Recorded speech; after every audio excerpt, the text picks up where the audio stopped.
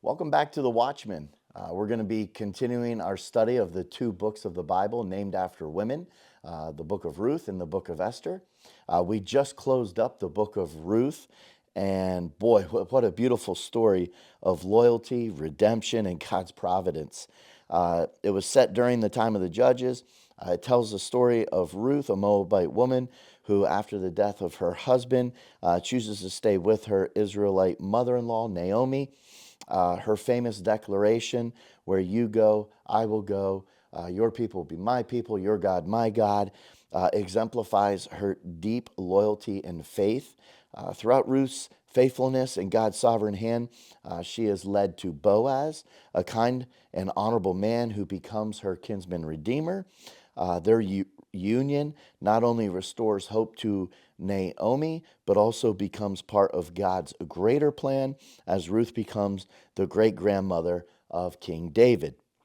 The book is a powerful reminder that God works through ordinary people and circumstances to fulfill his extraordinary purposes. Now, shifting our gear to the book of Esther, the story of Esther is one of the most unique books in the Bible because nowhere in its 10 chapters is the name of God explicitly mentioned.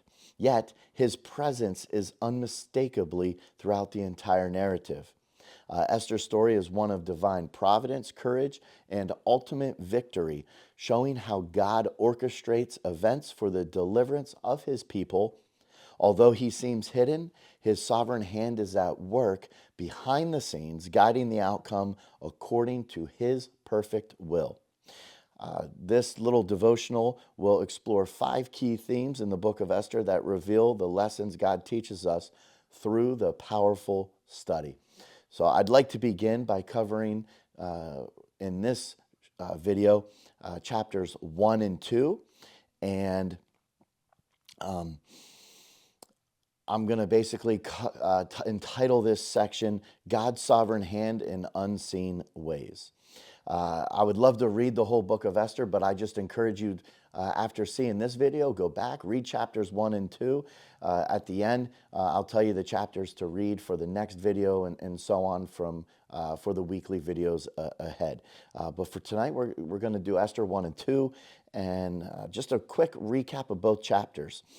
King Ahasuerus of Persia is holding a grand feast that is lasting 180 days in the beginning of this book, and that is to display his wealth and power. Now, on the final day, he commands his queen, Queen Vashti, to appear before his guests to basically show her off, her beauty. But she refuses to come. And in response, the king, advised by his counselors, deposes that Vashti, that decrees that men should be rulers of their households. And they basically throw her out because they could not have her upstage the king.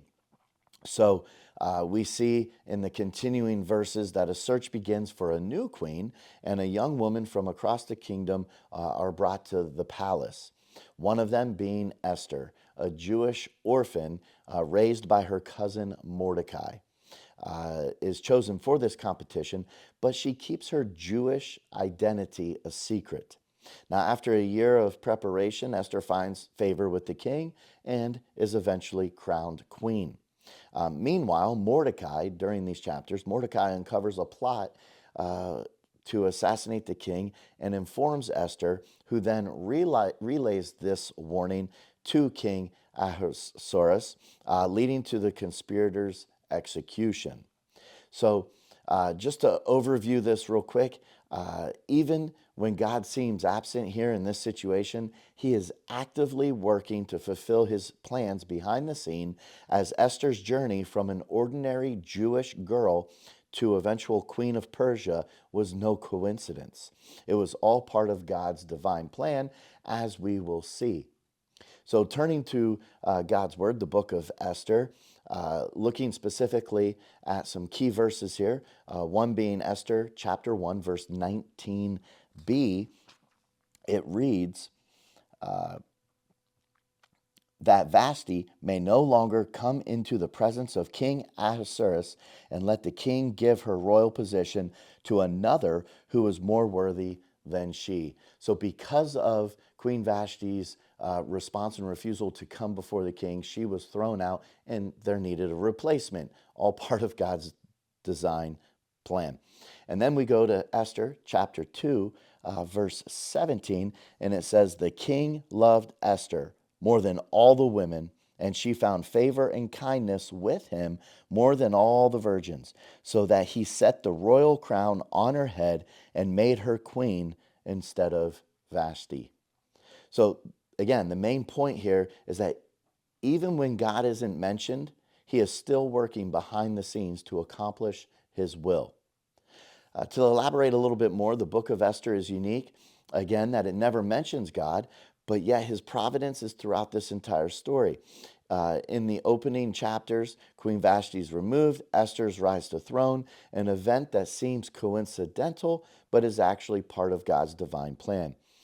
Even though the characters are making their own choices, God is directing events to align for his greater purpose. So in our lives, we may go through a lot of seasons where, we don't see God's direct hand at work. However, just like Esther's story, God is always orchestrating events for our good and his glory.